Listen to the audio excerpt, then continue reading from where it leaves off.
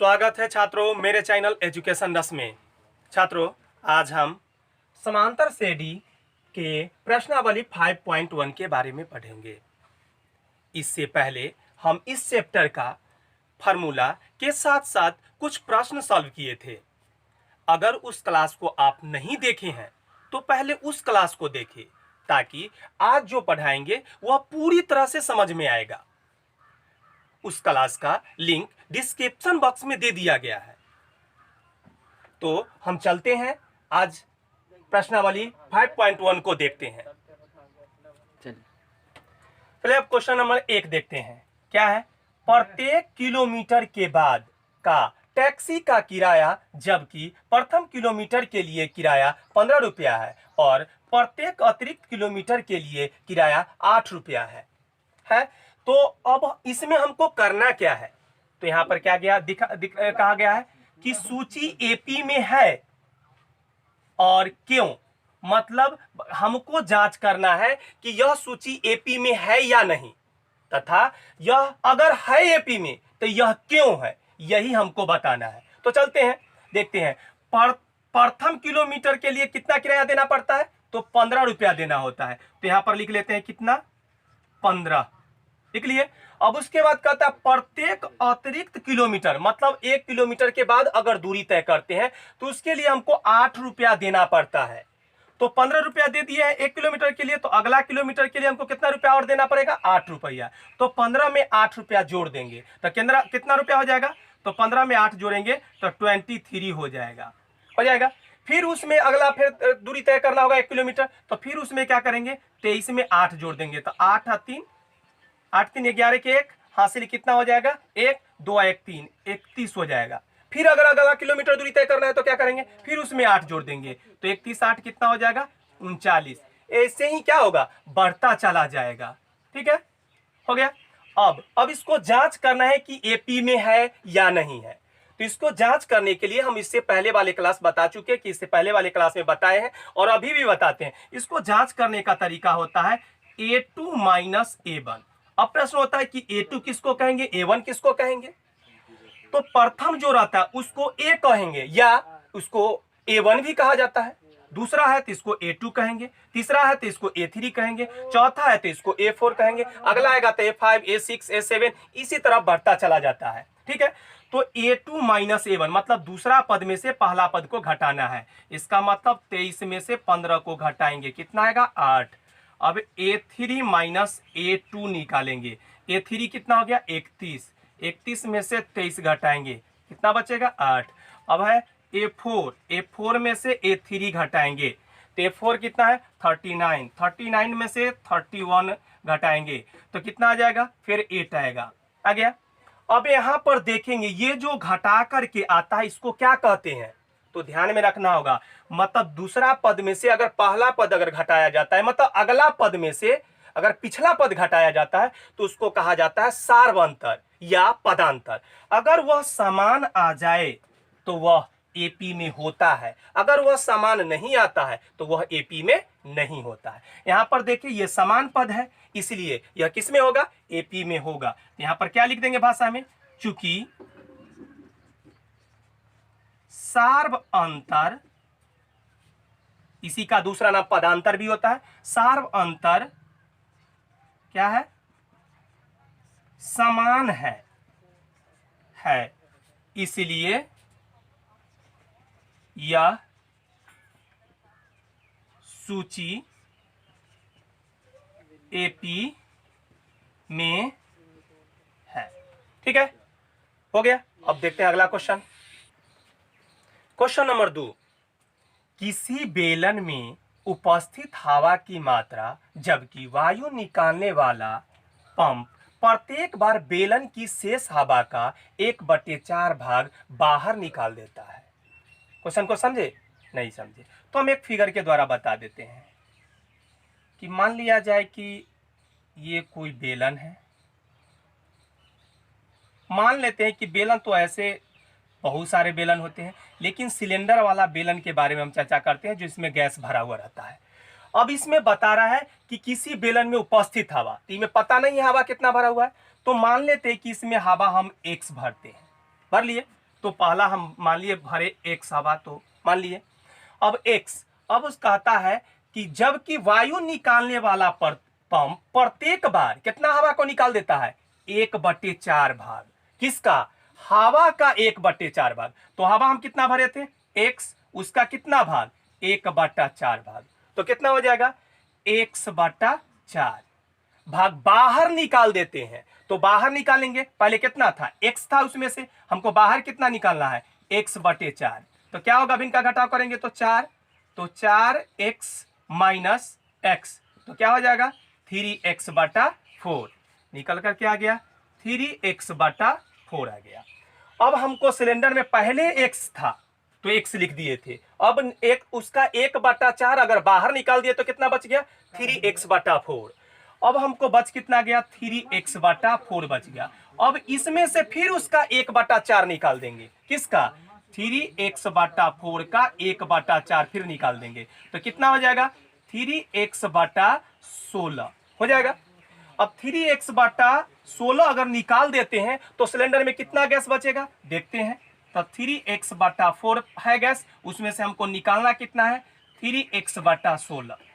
ये दोनों का लॉसा लेंगे तो 16 आएगा, 4 चौक 16, 4 मरतबे, तो इसमें 4 से गुना करेंगे तो 4 तिया 12x माइनस कितना, 3x। तो 12 में से 3 जाएगा तो कितना बचेगा, 9x/16। अगला क्या लिखेंगे, 9x/16, कॉमा ऐसे ही आगे निकाल सकते हैं, ठीक है।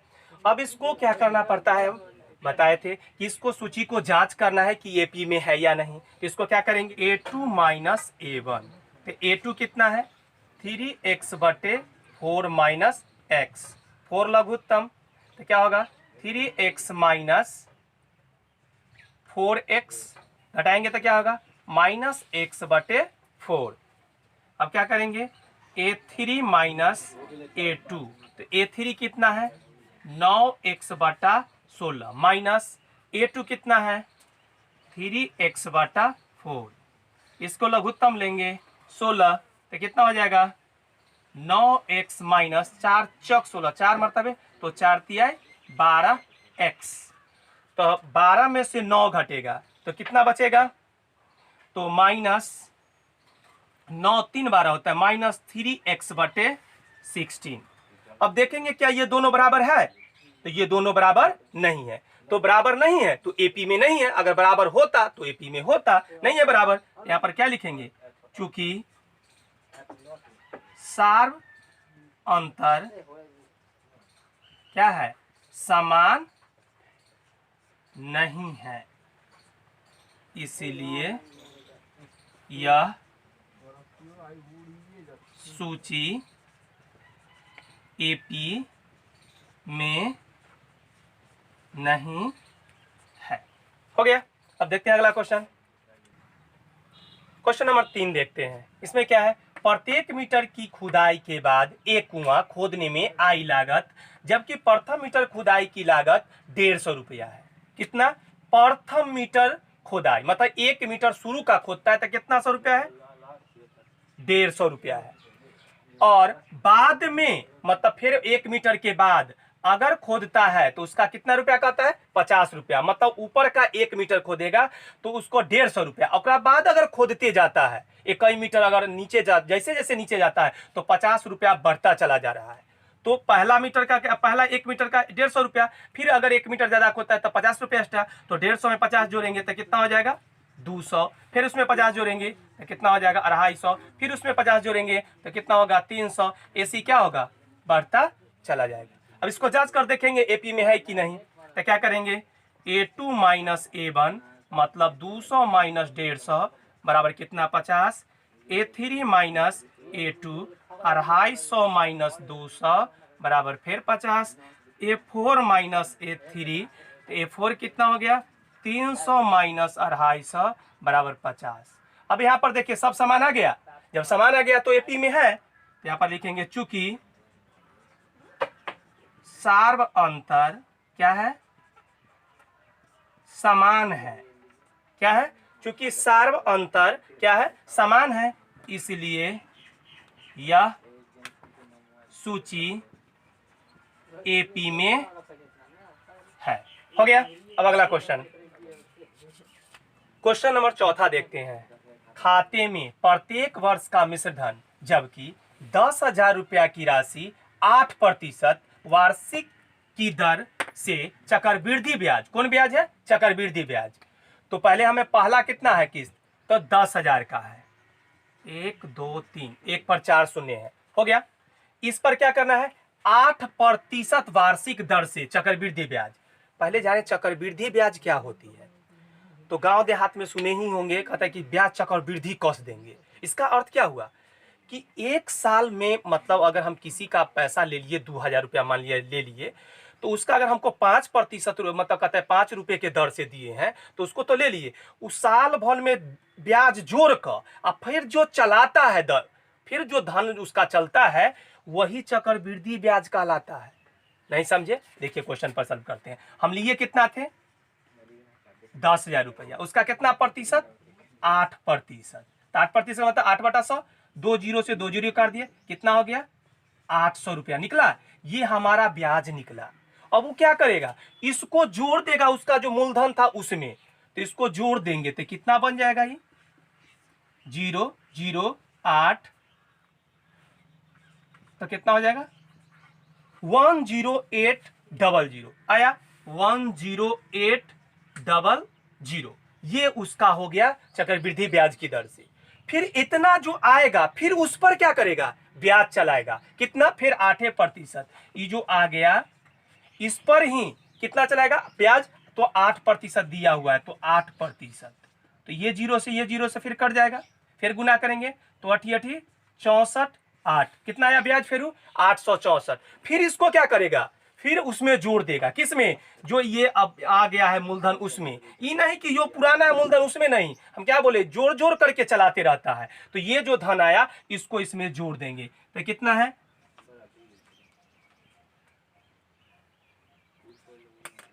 4 6 8 दूनी 16 के 6 हासिल 1 1, कितना हो गया? 11 66 4। ऐसे ही बढ़ता रहता है, मतलब हर, फिर इस पर हम 8% निकालेंगे तो फिर अगला निकालेगा, ऐसे ही बढ़ता चला जाता है। अब इसको हमको क्या करना है? जांच कर देखना है कि एपी में है या नहीं। तो क्या करेंगे? A2 माइनस A1 मतलब 10,800 माइनस 10,000, तो कितना हो जाएगा? 800 बचेगा। फिर क्या है?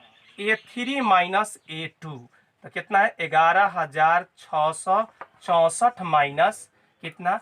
10,800। घटाएंगे तो कितना होगा? 4 में से 0 जाएगा तो 4, 6 में से 0 जाएगा तो 6, 16 में से 8 जाएगा तो 8, तो ये बच कितना गया? 10 में से 10 गया 0, तो कितना बच गया? 864। क्या दोनों ये बराबर है? नहीं है बराबर, तो क्या लिखेंगे? चूंकि सार्व अंतर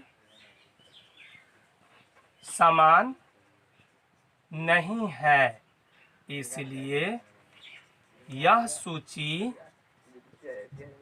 एपी में नहीं है।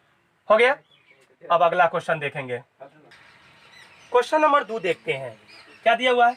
दी हुई एपी के क्या पद निकला है? प्रथम 4 पद लिखिए, ठीक है, जबकि प्रथम पद ए और सार्व अंतर डी निम्नलिखित है। मतलब ए और डी दिया हुआ रहेगा, तो यहाँ पर ए और डी दिया हुआ है। ए कितना है? 10, डी कितना है?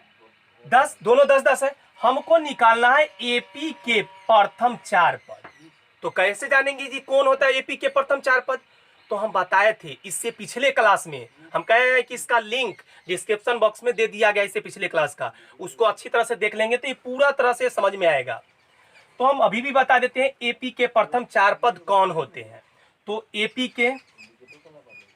एपी में, तो एपी में 4 पद कौन कौन होते हैं? ए कॉमा ए प्लस डी कॉमा ए प्लस 2D कॉमा ए प्लस 3D। कैगो पद हो गया? 1 2 3 4 गो हो गया। हमको कैगो निकालना है? 4 पद लिखना है, ऐसे ही निकालना है। लेकिन अगर आगे ज्यादा निकालना होगा तो डॉट डॉट डॉट, ठीक है। लेकिन 4 ही निकालना है तो हम 4 ही तक चलते हैं, ठीक है। ए कितना है? 10, तो 10 कॉमा फिर ए कितना है? 10 प्लस डी कितना है? 10। हम तोड़ तोड़ के एक क्वेश्चन समझाते हैं, इसके बाद जो भी होगा वो थोड़ा फास्ट हल करेंगे, ठीक है। तो 10 जोड़ 10 कॉमा 10 जोड़ 2 है तो 2 गुने b का मान फिर 10 कॉमा a 10 प्लस 3 गुने 10 हो गया। अब आगे बराबर 10 कॉमा 10 में 10 जोड़ेंगे कितना हो जाएगा 20 कॉमा 10 जोड़ 10 में 2 से गुना करेंगे कितना होगा 20 कॉमा 10 जोड़ 10 से गुना करेंगे 30 कॉमा अगर आगे मन बोले हैं कि अगर मन होगा तो आगे निकाल सकते हैं इसे आगे, ठीक है। तो 10 कॉमा 20 कॉमा 20 10 कितना 30 कॉमा 30 10 कितना 40 कॉमा डॉट डॉट डॉट इसे आगे निकाल सकते हैं। अब देखते हैं अगला क्वेश्चन दूसरा क्या है। a बराबर दिया हुआ है -2 और d बराबर दिए हुए है 0।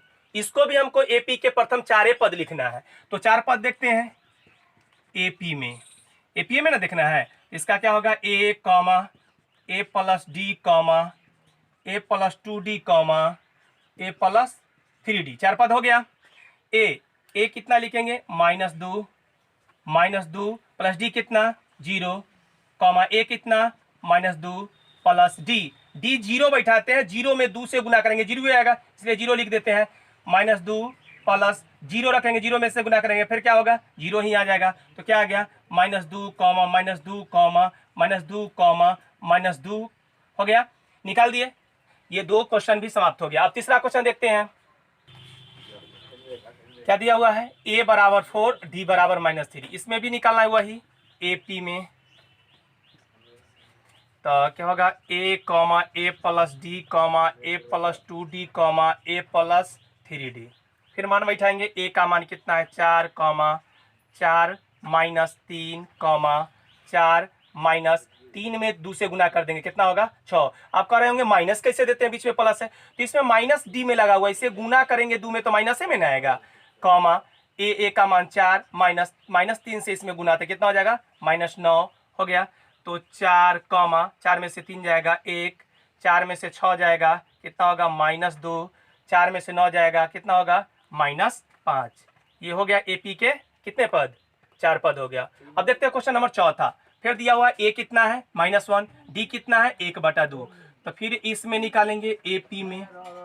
फिर क्या होगा a comma a plus d comma a plus 2d comma a plus 3d हो गया।